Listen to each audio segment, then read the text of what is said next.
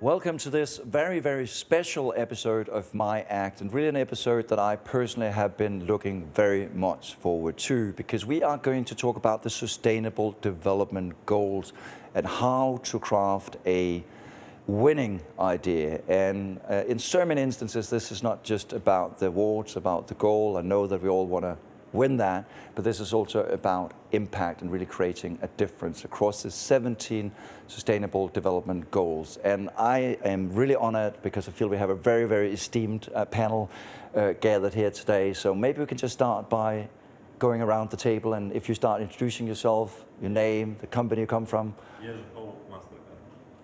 Adrian, Botan, Global ECB with McCann. And if we use the microphones, which usually helps. Jerzy, Holub, Mastercard. Adrian, Botan, Global ECD with McCann on Mastercard. Marian, Brannely, the Global Director of Awards here at Lions. Hi, Lena, Roland. I'm Director of Content for WARC Strategy. Maher, Nasser from the United Nations. Rajdeepak Burnett, Publicis Groupe. I'm Sonal, Chhajerh. I'm with Burnett in India. And I am Thomas Kolster from Goodvertising. And just to set the scene, I think, because Sustainable Development Goals are some set goals that we're working towards 2030. But where are we on those goals, Maher? I think you're from the United Nations, so you're probably the best one fitted to actually give us a bit of a status report on that. Well, if The short one. The short one, I know. If we're in a football game, the first half has just ended, and we are 12% at where we need to be. So last year in September, that was the midpoint, and we said we are at half term. It is time to really get the team back together, talk to the coach, and the coach could be the heads and governments and state around the world, but also leaders in industries, leaders in the private sector, leaders in different all walks of life, and saying, we need to get our act together. We are nowhere near where we need to be.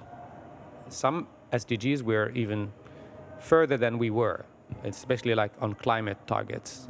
So it's time to reconsider our level of commitment, but also plans to ensure that the next 6 years are years to make up for the time that we lost between 2015 and 2024. That's where we are. It's not a happy picture, but again, we still have 6 years. And I think, like in any football game, it is only lost when the final whistle is blown, and that will be September 2030. So we better get our act together. I'm happy you say that. I'm a Dane, and it's not really going great for my team either. So I can cross my fingers, both on the Sustainable Development Goals and on the football. So very good analogy. Obviously, we're here in Cannes. We have some of the world's biggest brands here, some of the biggest communication groups in the world, and an industry that represents more than $900 million in advertising spent that can obviously be used for something, for driving change, for supporting the SDGs.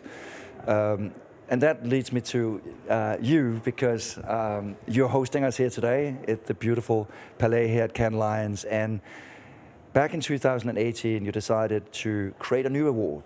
You had the Lions for Good, you had the Glass Lion, and you said, we're going to do something here. What was sort of the thinking behind supporting the Sustainable Development Goals back in 2018? Yeah, so I mean, the Lions have been in existence for 71 years, and they have been the benchmark for progress in terms of brands and agencies and creative. And in 2015, we introduced the Glass Line, which was looking at gender representation. And then we saw progress in that, and we donated the funds towards charitable organizations, and that was actually, we saw change happening slowly, but actually it started happening. And then we worked with the United Nations Foundation and to actually build out how we can use the creativity to drive progress within sustainability, and that really has been something that we were trying to persist and grow. And the way the line is set up is there's one category for each goal, and actually that means that it's the opportunity for creativity across all of the goals as well, and it's really grown and been interesting to see the work that's come through. We're going to talk about some of it for sure. And maybe one thing that's maybe good to remind the viewers of is, if it's still the case, I think all the prize money in the category actually goes to supporting one of the winning projects, right? Yes, so over the past 5 years, we've donated 1.3 million to charitable funds. So the winners of the SDG Lions, the funds go towards those projects to further them, to progress them even further. So the likes of the Palais project or the likes of Where to Settle or different projects throughout the world, they help and project those further as well. Great. So now we've set the scene. Now the big thing is, how do we do it? How do we actually win one of these Lions? What does it take? And so I'm so happy that we here have both an agency and a client together to maybe shed some light on what it takes to win one of these Lions. Should I start? I guess it's, and I'll pass the microphone to Jerzy in a second. I guess it's about the authentic desire to help. And that's the beginning of our project, Where to Settle with Mastercard. And Jerzy has a personal story even that how the project came about. I think that's really important. Probably the second factor is alignment between the goals of the company and the goals of because we're still a for-profit business and it has to be sustainable, it has to make sense in the long run. And I think we're seeing this this year with a continuation of the campaign in the Room for Everyone. Jerzy, but do you want to tell your story? Actually, this will be very, I believe, untypical story for the campaign, because beginning of our campaign wasn't based on ethnographic research or deep understanding of target group, which is very typical for marketeers, at least when we do our job in a proper way. In this case, we didn't do anything in a proper way. That was the beginning of Russian invasion to Ukraine. And in the very first days of the invasion, we were driving to the borders to pick up our Mastercard colleagues from Kiev office, but also other refugees. And basically, the situation was that when someone enters your car, and the journey is really long, it takes 3 hours to get to Warsaw.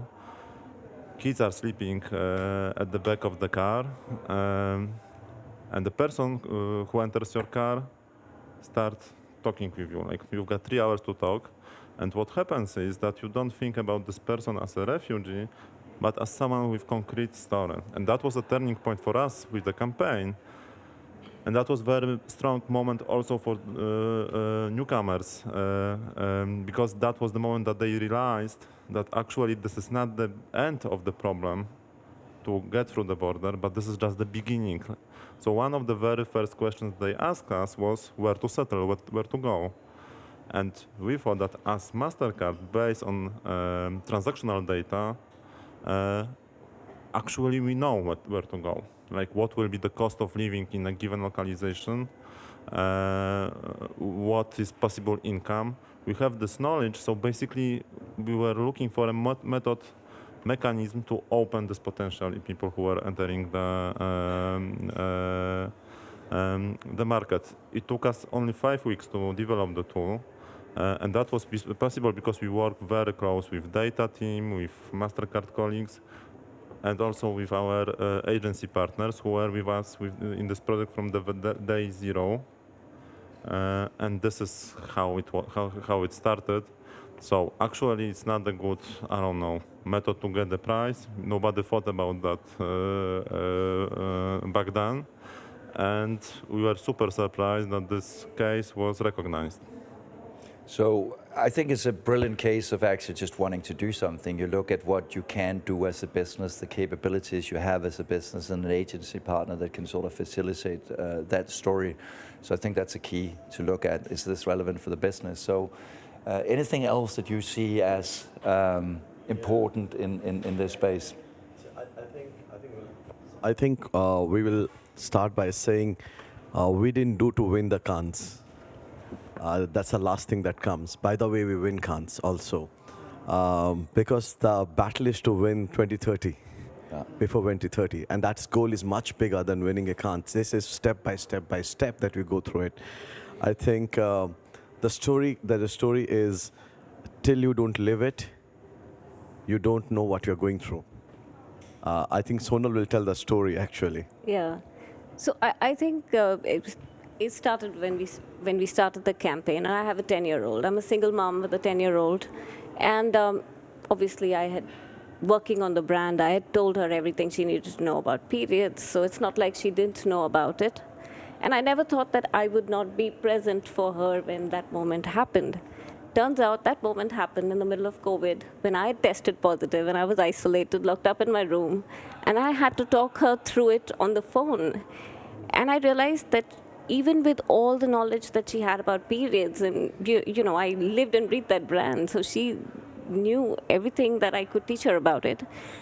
She was terrified, and I could, you know, and I think only when you live it, do you live that sense of purpose to that extent. Because I realized this is a child with every bit of privilege. She gets pampered when she, you know, she lives in a wonderful bubble that we provide for her. But at the same time, she could feel terrified. And there are 23 million girls every year who are petrified with no knowledge, no help, no one to, you know, support them, no one to give them hot chocolate. The day they get their period is the day their future ends. And I think that really hit home that day when I saw the stark difference. And I saw how terrified my child could be just to be, you know, alone on the other side of the door, and what those girls must go through.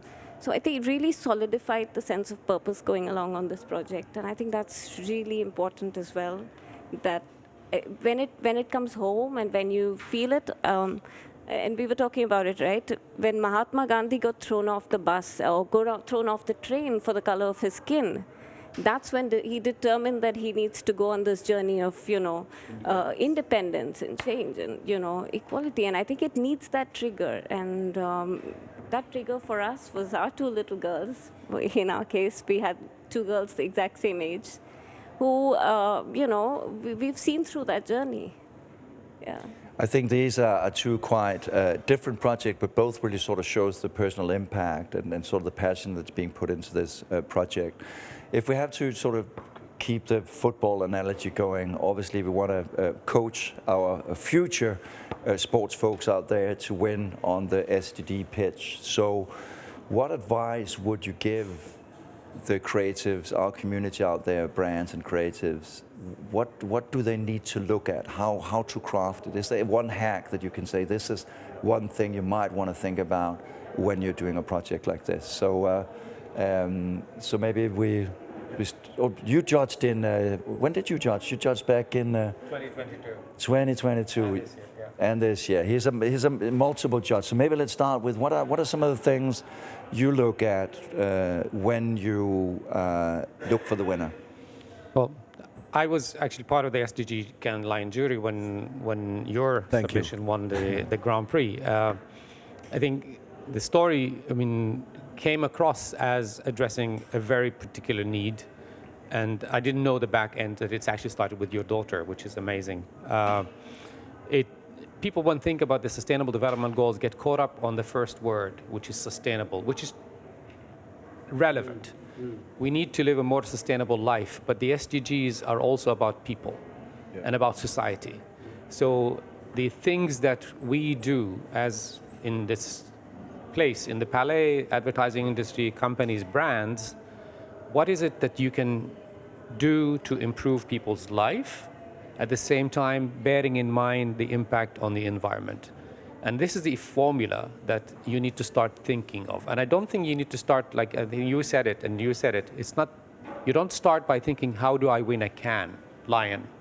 You start by thinking, what is the problem that I need to address? And I can find a solution that is creative, because this is the festival of creativity, and that is novel and has an impact that can be scaled up.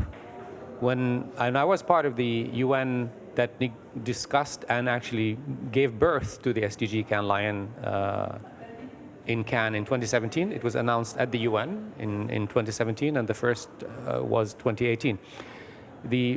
the discussion was about the need for the winning lions in this category particularly. It's not just about creativity and selling a product or a service. It's about creating an impact that can also be scaled up and benefit a large number of people. And that delivered, and yours delivered in a particular country, but I think that's what we are looking for. As a jury, this time I'm also part of we are both in the SDG Cannes Lion jury, and I think it is probably a very diverse, or the most diverse I have been on, and that brought in such richness to the discussion, because it was like you see a light bulb go on when we have a discussion and some of the members of the jury are of a particular opinion, and then somebody brings in their cultural perspective and is saying, you know, in my culture, let's look at it from my perspective. Oh, I didn't see it like that. And then they change their mind. And each and every one of us changed their mind multiple times, correct? Yeah. Yeah, I think it's a very good point, this idea that it's not just your usual advertising creatives, it's people who've been on the ground. It's a very, very diverse panel. It's sometimes people from brand side, supply chain managers. It's a very, very mixed round of judges, so which is exciting. Lena, obviously you have sort of covered the SDG Lions for quite some time. Are there anything you sort of picked up in terms of how to craft this winning Lions idea? I'll just build on that point. I think we've got a lot of great work out there. I think we have a duty to be very, very mindful about what we recognise, about what good looks like, because we do want to ensure that we're kind of putting the genuinely progressive stories out there. And I think the way that we do that is by, to your point, having the right people in the jury room, having really good variety in the jury room, making sure that we are inviting people from the outside in, so not just people within the industry, but people in, say, civil society, just to ensure that those perspectives are in that room and that decision making, because they bring new knowledge that we might not be aware of. And also just people that are in the sharp end of things like climate change, because there's just different perspectives that we don't know what we don't know. So I just think we can only get better with more perspectives. And, you know, kudos, like we're you know, it's lots of great stuff, but it's a constant journey of progress. So yeah, I think that's really important. And I think we need that progress right now more urgently than anything else. So some of the ideas that come up is definitely novel. This concept that it's not about the lion, it's actually just something you almost do. You spotted the ideas, you acted on it. The scale up, it needs to be scalable. I think it's not all the ideas that I think even we've judged that are necessarily scalable, but at least then they deliver a really great local impact. The impact discussion, I think, is always like a key thing. Probably where I feel when I was judging, we spent the most time. Yeah. I think we could get creatively drawn into the idea and be like captivated by the storytelling, but then when we actually had to sort of dissect and put it under the little microscope to really understand what is the composition of this, and then the diversity of the jury is very important. Is there any ingredients that we're missing? Yeah, I just want to add on to, because I was judging last year. When the Mastercard happened. And it's so nice how all of these things are nicely coming together, right? And one of the biggest champion for Mastercard, I was personally a personal big champion for Mastercard, and from United Nations we had Robert, and we had I think one of the toughest jury is going to be SDG jury, because it's not just about creativity. If once it's creativity, it's part of the SDG goal or not, and it is really making impact or not on the SDG goal. It can be level of impact happens, but is it going to make the impact? And then comes the third and most important thing: can it plug and play in other countries where the problem is? You know, and that is I think I'm getting my goosebumps talking about it, because I remember I was standing and I was defending that work, and I was fighting for it because I was passionate about it, because it is not just about change in scale. because 2030 is not far away. So ideas that can be plugged impact in multiple part of the world, multiple society, multiple culture, multiple gender, multiple race. Because as the humans, we have the problem is one. The zones change, race change.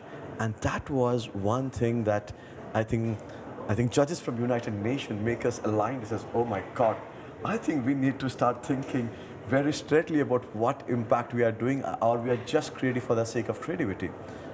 SDG changed our life. It's changed our life. The way we think, the way we operate with our clients, the way we have a conversation, changed everything from water to from hunger to education, and things like big ideas actually tickle a lot of ticks. It's not just one idea. I'm giving for a whisper. It's not about education. It's about equality. It's about female hygiene. It's about even 10% of those girls come back to workforce. India will get $100 billion as GDP in 10 years. It's about economical growth. I think those things matters. And that's thanks to people like Maher, just give us enlightenment. It says, wow, it's a good thing. It's a good thing. I love that point. I think it's an important point that a lot of these projects actually sometimes touch more of the SDGs, even though they're entered into one category. You sometimes see that, wow, it touches that, it touches that, it touches that, which is massively inspiring, obviously. So have there been, or have you, just from a Lions perspective, have you seen change over these couple of years in terms of interest, in terms of support from the industry in general? Because I think still, even though we've been going for quite some years, I still feel there's a long way to go as an industry as well in terms of educating our peers, get them on board to sort of get the same passion that all of you around this table showcases. There has been a bit of a shift. I think there has definitely in the more recent years been a shift towards the climate, the planet categories. And to your point around impact, I think one of the things that we've introduced and tried to continue to introduce is that it's impact that is ongoing. So how is it a build? How is it growing? It's, you know, it's not just a one and done, because this isn't just a one and done project. And then also thinking about, you know, the cultural context, as somebody mentioned, but the people behind the camera. Who are the people making it? Because those people in the room actually will have a completely different perspective and lived experience, and that will then also alter that. So they're the kind of things that I think are really changing the perspectives of the jury in the room, and adding that additional context is really useful for those kind of projects to develop and go further. Can I come in on this one? I think, because I was part of the first SDG Cannes Lions jury, and I think that was an amazing response. We had more than 900 submissions. And to be honest, most of them, I didn't think they knew what they were doing. They're just saying, put an SDG label on it and submit it to the Cannes Lions. It's a new category, we want to win it. Today, we look at the situation like Dentsu has been organized an annual survey in Japan about knowledge and awareness about the SDGs and how people support them. 2017 was the first time they did it, and there was a 16% awareness of the SDGs in Japan among those who were polled. Last year was the last year they did it. It was 91.6%. Wow. Yeah. And that included 88% who looked at the SDGs favorably. So with that level of positive impressions of the SDGs, that leads to something called SDG washing. So many companies will be tempted to say, oh, our project is supporting the SDGs, and we just put an SDG label on it, and they send us the request because we have to approve for private use to use the label, the logo.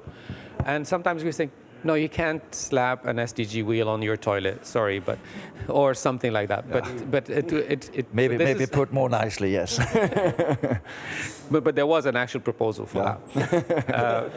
But I think that was really a growth, and some SDGs, it was noticed also that there was an abundant on the issues that in 2016, the big 6 companies, holding companies, launched something called Common Ground before even the SDG Cannes Lions. And they told then Secretary General Ban Ki-moon, we want to support the SDGs, so I, holding company X, will support SDG 1, and then I will take 3, 4, 5, and 13. In 2017, and that's when I came here to argue for, look, this is great, It's not enough. None of you has selected SDG 12, responsible production and consumption. Wonder why. You, as an industry, are part of the problem. Because you actually make us buy things we don't need. You promote a culture of consumerism. Our planet is over-consuming the natural resources, and climate change is one of the biggest problems. We have many submissions on climate change, but at the same time, I and the Secretary General delivered a speech on this 5th of June this year, in which the question was asked, is the advertising industry now willing to come to a position of saying, okay, the writing is on the wall. Yeah. A few years back, we stopped working with tobacco industry. Are you willing now to stop working with the fossil fuel industry? It's time to put a price on carbon. It's time to ban fossil fuel advertising. And it's time to ensure that the creative industry stops helping fossil fuel clients influence politicians to avoid a move to cleaner energy. And I think that is a challenge that is my next challenge to the industry. And the Secretary General was very blunt in his statement on the 5th of June. And I think this is the conversation. Why are we focusing on climate? We have not done much better in other of the SDGs, but climate impacts all the other SDGs. And the impact is worse on the people living in countries that had the least to do with creating the problem. And in those countries, the biggest impact is on women and girls. And we see that around the world. I think it's an extremely important point and rallying cry to the industry that we at some point need to tackle. As I said in the opening, $900 billion being spent on most of the time building, obviously, important brands, but obviously also pushing overconsumption. So a very important point. But I think that's also one of the things that really makes the SDG Lions so different, in the sense that it is about impact, it's about real life, it's about what's happening out there. And one of the things that, and one of the conversations, reoccurring conversations, are about that impact. So there are other things where we can help people out there saying, what are the sort of impact they should be looking at? What are the sort of impact stories that needs to be told when we see these cases? Because the problem is, we're in the jury room, we are looking at the work, we have very, very little time to dissect and understand. So any good advices on how we make more reality come into this, so it's just not advertising? No, so I think we'll talk from our own failures, right? When we started out, and we started this campaign 5 years ago, the first year, we did what all agencies do. We created an awareness campaign. Hey, people need to know this problem and it'll solve itself. And we came from the advertising lens. And, we said these numbers are staggering. For some reason, the country doesn't know about it. We need to just tell people. And, that's what we need to do. Then COVID happened, and suddenly the number of 23 million girls dropping out every year was, predicted to be 33 million. And we're like, with all of this conversation, we're not going to change anything. Our campaign has to be action. And that's when I think we changed gears. We put ourselves into that head. So we immediately launched a campaign called Mobile Shala, which was basically Shala is school, so it's a mobile school. And we created a simple way for girls to continue education through very basic legacy phones. And we said, our campaigns need to be doing something. They need to not be talking. And I think that was the genesis for how we started, and how we got to Missing Chapter was because we were looking for a deeper solution and not just to create noise. And it took us 2 years to learn that, I would say. I wish we had done it earlier, is all I can say. I will add to what he said, right? When you're judging, a lot of times you see amazing campaign, that is amazing PR campaigns that has been put in SDG, amazing TV campaigns, or some of the posters and everything SDG. The one thing that as a jury or as a creator outside looking at it, how my brand is actually going out and making an impact. And am I going to be proud of it? I know you guys are really proud of what you guys have done, and that's the look you can see in the eye. I'm changing things in the world. Every creative person want to do that impact happen. But there is a process that it's not, what Sonal said, it's not communication, it's action is needed. Action that is in a scale-wise and not action in 1 year. Action year after year after year after year till 2030. Yeah. You know, that commitment is needed, and that commitment has to be seen in the idea that, you know what, this idea is not this year, they're going to come back next year, and they're to come back next year, and they're to come back next year. That is the commitment. Shows, is it a SDG or not? Yeah, that's a very good point. I wanted to build on that, because think of the industry, we are all instinctive problem solvers, so we're searching for issues to solve, and we're doing this well. And then it's great that we have the Lions, the SDG Lions, that are rewarding this behavior. But I think as an industry, we tend to punish what is not new. And when you are building year after year after year, you might not win an award year after year after year, but you're doing the right thing. Yes. But I think we should have capture more in the awards the long-term commitment of this, whether through criteria or maybe having a special category that rewards 5 years or 3-year engagement with an issue, which is what we are doing with Mastercard. This year we're launching the next phase of Where to Settle. It's Room for Everyone. We're helping small businesses work together, and whether when they are immigrants, we help immigrants collaborate, new business owners to collaborate with locals. And I think we need to think how we reward this long-term behavior more as an industry, and rather than punishing it and look for the next shiny big thing.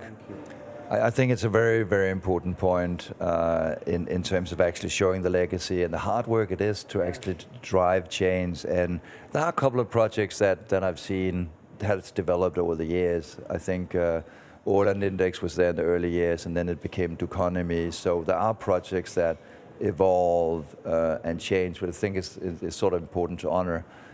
I can't remember the exact project we had as well, where we saw a first iteration, and then when I judged it the second year of the SDG Lions, we did see the change. I think it's a very, very good point there. I'll just jump in, Thomas.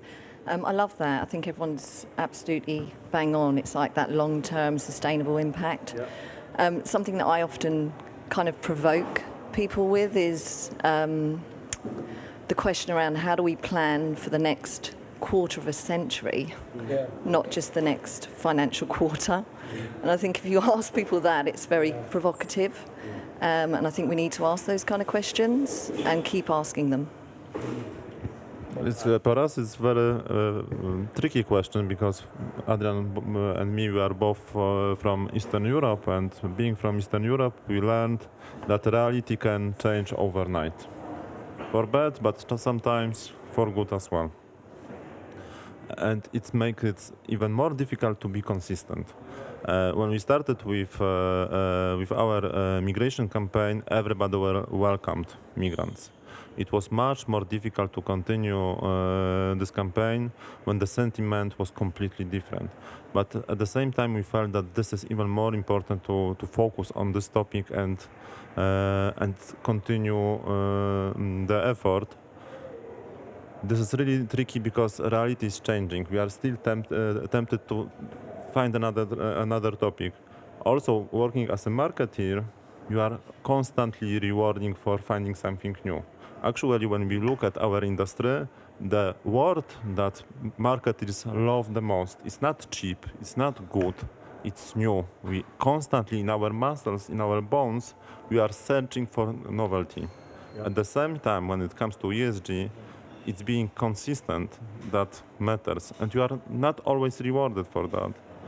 But we need to keep it in mind that actually to win, to realize that goals, we cannot give up, and we cannot expect short-term incentives, even though we like to offer them to our customers. Yeah, can I add? Probably one solution is And in Mastercard case, it works. Is the strategy is always long term, right? So our strategy is financial inclusion. We always look for how can we bring more inclusion to the world, and that powers people, powers economies, powers communities. And I think if we have clarity on the strategy, then we can be sustainable, consistent, and plan for the long game with our brands. I want to add on to what Adrian says because I just love it, and I've been talking to everyone about this. It's sometimes don't think is it too much creative or not, because you'll understand that in vaccination industry, you don't look what is the new thing you're coming out, how more people can create it and reach more people and more country, and that is the power of big ideas. Yeah. No vaccination industry says, oh my God, I'm going to win a new kind of vaccine. You don't need it. If something is working on it, can you just copy the exactly same thing, get the copyright, move on faster, produce in multiple continents, can be sent to different part of the world. I think that is what we need, because we have to learn from United Nations, because that's where scale happens. And I'm talking about what we are doing for Whisper. For instance, we started with missing chapter, but we didn't stop there. We realized even we're talking to girls, mothers are still the one who is taking the decision, because without mothers, yes, the girl is not going to do anything. The new problem we have figured out, the early periods. Girls are getting period, which is coming next year also, where girls are getting period at the age of 7, which is epidemic. There's no brand is talking about. So it is not about the new thing that we create every time to win it. How impactful and on. It's a commitment to agency, creative people, and the client.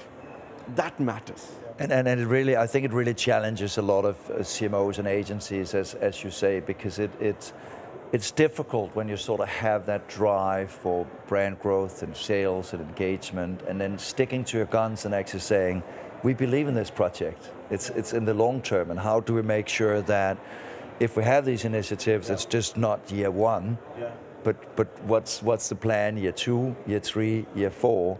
Because I think one of the things I picked up sometimes was some of the projects were almost too young when they were entered. They had this sort of, they were almost there, but if they had waited just a little bit, they would have done so much better. Yeah, I mean, on this, I think we have had that discussion. I mean, yes, maybe they should have waited until next year because there is no data. There's no information of the impact. And I think maybe the instructions or the mind needs to change as well. And also the other thing that we often heard, what you touched on is, oh, I saw this idea before, or this isn't really new. But if something, maybe even repeating an initiative somewhere else that can be scaled up and done better and serve more people, then it should deserve to be considered. And I don't think we need to be confining, putting ourselves in the straitjacket of, oh, I've seen this like 20 years ago or 10 years ago or something like that. If it works and you have actually bring in a better perspective on it to create more impact to a wider population. We talk about scalability. You can also put it in that perspective. I mean, maybe it's a new category to think about scalability or scaling up old ones or something like that. Yeah. Amazing. In fact, I was on the direct jury this year, and this was a conversation on a lot of pieces that, they entered it too early. They've not lived out the journey. They've not shown the impact. And we called it the frozen lion. Like, it's one of those things you need to keep it in a freezer for another year, take it out again. Does it work now? Great. Thawing it up slowly. Amazing, yes. Yeah. Yeah, I mean, I work at WARC, so I'm going to bring the word evidence into this conversation, which you'd mentioned, data. Obviously, we need to see evidence, don't we? Mm-hmm. We need to see hard proof that this is working, and that is crucial. And I think there is also an education job to do. We need to educate each other, which this is doing, that actually new isn't always best, but actually consistency is in this space in particular is really important. But we also know for brand building, consistency works as well. So, yeah. I think it's a good point. It is one of those things, if we see Dove, if we see Corona, if we see some of those brands that over time have kept investing in these efforts.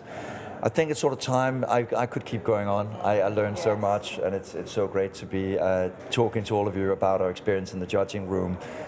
Just as a quick wrap up, one key piece of advice, just a little thing or a little reflection that we're here, we're halfway through, we're only 12% there. It's kind of, we need urgent action. What should we leave our advertising community with? I think my advice would be don't look for the simple solutions. Sometimes you have to dig deeper and you have to really understand.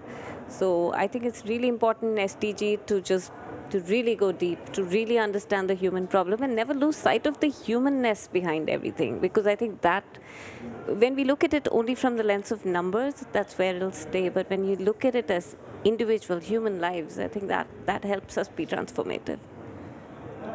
So I will say a simple thing after my SDG judging. I came back and put SDG goals on every wall of my office. So every wall have a big SDG goals. The reason is every morning you get up, it's like chemical engineers knows the periodic chart. So every morning our creatives lift that chart of SDG goal and says, I have a brief today, can I do something here? I have this brief today, can I do something here? So we live and breathe SDG. We have one chance, do it now. Yeah, what an amazing piece of advice. It takes time also to look at the sub goals. I think people always only read the headline of what the SDG is, but the sub goals. So periodic system up on the wall, yes. There's 17 Sustainable Development Goals, 169 targets within them, to your point. And people look at them, and I often used to correct when people say the United Nations Sustainable Development Goals. I said, they're actually not the United Nations. They're yours. It was a process of 3 to 4 years of grassroots work, consultations, and member states, of course, eventually adopted them, but they adopted them and they are 17 because take away one, you'll find something is missing. There may be people who are arguing, oh, it's too much, too many. No. I challenge anyone to say one of them is not important because they're also connecting to each other and they're very interdependent. I like your idea, and I think that should be the idea that every advertising agency should put the SDGs on the wall and try to think, how do I relate to this campaign? How can I make my brand or this brand that I'm working for, my client, aspire to move the dial? We need to move from 12% to 100%. We have 6 years to do it. Great. Yeah, I too love that idea of putting SDG goals on every wall in every office. I think that's inspired and brilliant. My plea would be to ensure that when we are recognising what good looks like, because you want to raise that up and share those stories, such as what we've heard today, is just to making sure that our jury rooms continue to be diverse and to bring the outside in, not just the industry, but people from the outside are on the sharp end of all of these things, because those perspectives are really important, and there's great work there already. You're getting a host of suggestions now. I know, for I'm next year, storing right? them all. I'm definitely watching it back. Yeah. I love all of those suggestions. I think the thing that's come out for me is that we all play a part and that everyone, like your own personal experiences, the jury, the people that it's in, and I think that coming up with those ideas and sharing them, that education piece for me, I think is really the key to share and learn from one another. I think for me the learning is every idea is a startup, so don't launch and look for the exit, launch and stay there for the long run. Make it successful and keep working like you guys did every year to advance it, to make it better. And I think that's key for our industry, that we stick with our ideas. My suggestion will be mainly to clients, not industry as such. Taking social issues, but also climate issues, is not such an easy decision. And it's always, there is some risk in that. You will come into field of emotions that you will not control. So my suggestion is to have a courage to do so, convince your peers, and then make it happen. I think these are all very, very important lessons. These are our goals. This is our industry. This is our home. These are our people. This is our little blue planet that we all have to share and live on for the long term. Talk is cheap. Talk is easy. I think this is a time to act if we are actually to deliver on these goals. There are some very concrete actions I think that came on here today. Put those SDG goals up there. As an industry, we have to understand that, yes, we are also part of the problem, and there is a provocation that's sent out by the UN General Secretary to say, what are we going to do about oil? And obviously, as an industry, we cannot only react, we also have to act. So that's on all of you. Thank you so much for joining this panel. I learned a lot, and it's really great. And yeah, thanks. Thanks, Tag Now. Thank you.